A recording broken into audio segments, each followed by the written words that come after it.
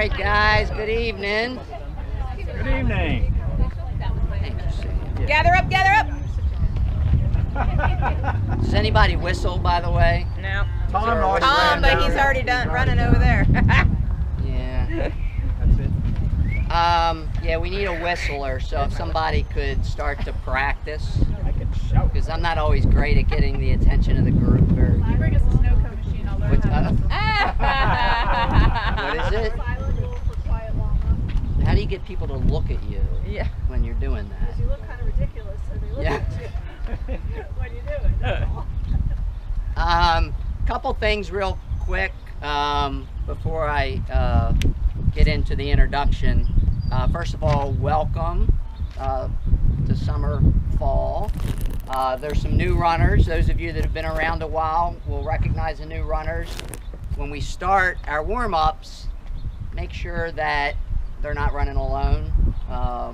See if you can connect with them during the warm-up. If you have not heard, one of the things I want to make sure everybody is aware of is that Run More is moving their location from where they are presently to Main Street next to Raphael's. It's going to be a bigger space.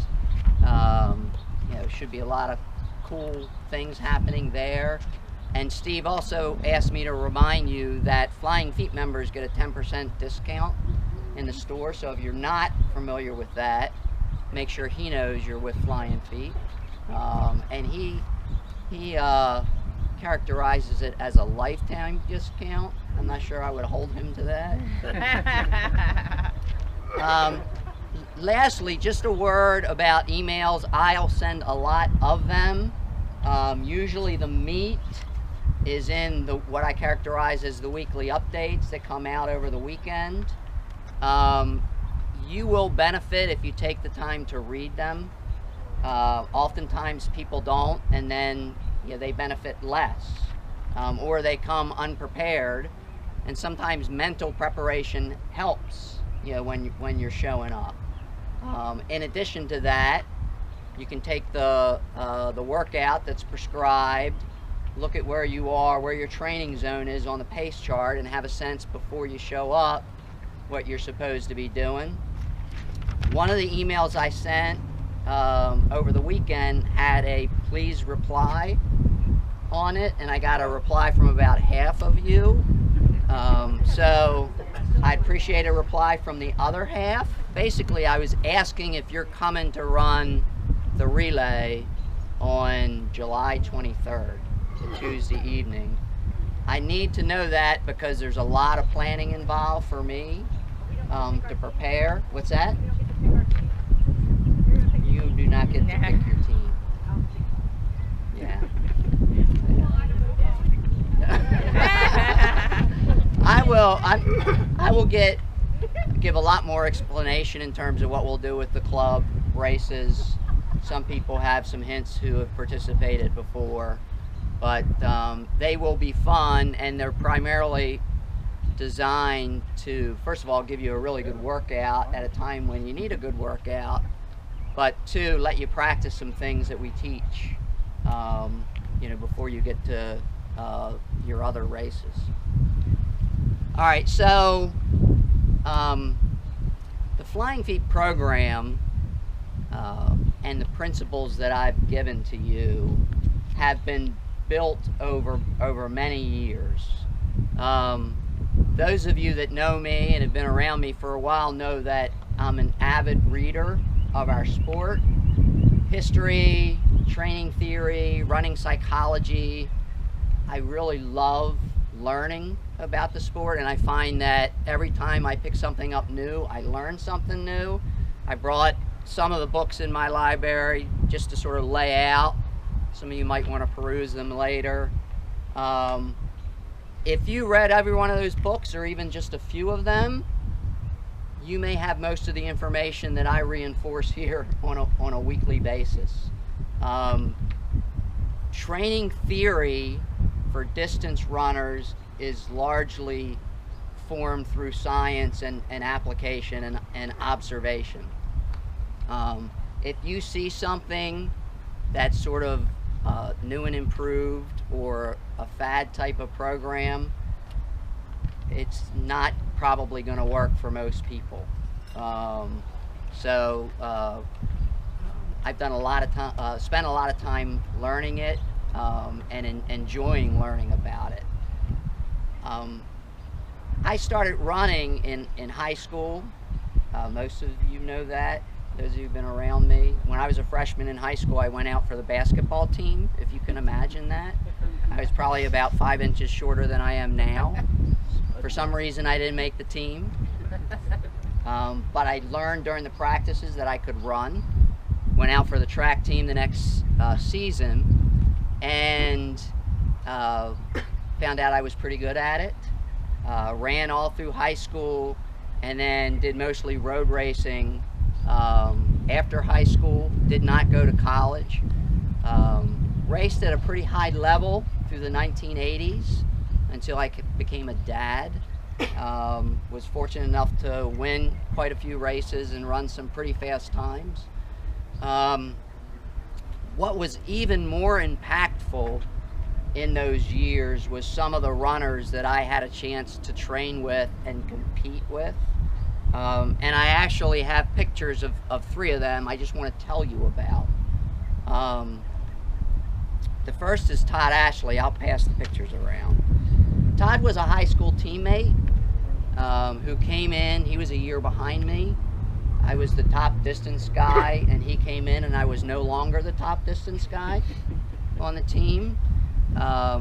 He went on after high school to have even a stronger college career at a junior college record. Still actually holds a national record at a distance that they don't run very much anymore. And closer to home, he also owns the record to the Main Street Mile. How many of you have run that race? Todd's record, I gotta look at my notes to get it right, 354.6 in the Main Street Mile. 354.6. Set almost, or more than 30 years ago. The second runner that I have a picture with is Jeff Scuffins. The picture is he and I finishing a race. It was a race for me, probably more of a threshold run for him. I ran against Jeff in high school also. He went to Hagerstown and ended up qualifying for the Olympic trials, has the course record at the Marine Corps Marathon in 2:14:01. Jeff, after this race, he got a picture in the mail, and he actually sent this picture to me. And put a note on the back, which I also have a copy of. To Dave, you got lucky. It will never happen again. He was right. The third runner is actually right behind me. His name is Chris Chatton. I first raced against Chris right after high school. He was a couple years behind me. Chris was a tenacious runner. I could tell you many stories about him, but ultimately qualified for the Olympic trials twice and has a marathon PR of 2:17. So what I can tell you about all of those runners, and by the way, their improvement trajectory ended up being different than mine. Mine was much more narrow, theirs was pretty steep. But the fact that I trained and raced against them early on made me believe that I could do great things too. And even though I never reached the level of accomplishment I wanted to, chasing it down got me further than I ever would without having run with runners like that. But they also demonstrate the first principle that I sent you, which is consistency is the key to training. If you train in a way that you cannot sustain what you're doing, you'll never reach your potential. The races that I told you about were all run at least 10 or 12 years after they started. many years of dedicated training and aerobic development to get where they got to. My coaching experience started in 1988. My wife TJ was a teacher at North Carroll High School, and for that year they did not have a teacher that wanted to coach the cross-country team, and I was able to step in and do that, my one and only year coaching directly. The team was sort of expected to be middle of the pack, and we ended up winning the state championship. Mostly, I was not a brilliant coach at that time. I'm not sure I'm a brilliant coach now. I ran with them. Every workout I prescribed, I did beside them. And so they did something that most high school runners don't do, and that was work hard. And they really developed during the season.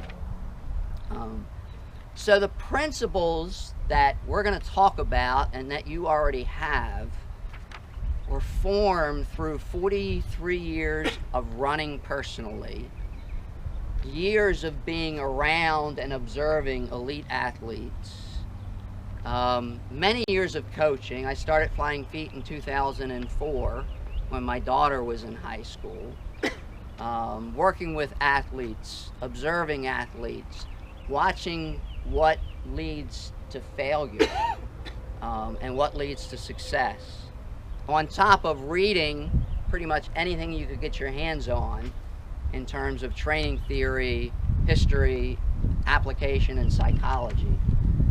I tell you all that to just say that what I'll provide to you in terms of coaching and guidance isn't something I made up. It's something that I've taken many years to develop, and it's not a perfect program. I know there are better programs out there, but if you dedicate yourself to following it, you can do great things. And you can do great things with the synergy of this group, which is just as important as following the principles. Okay? In the coming weeks, we'll sort of dive a little deeper into all the principles, and I'll give you the sort of the basis of all of those.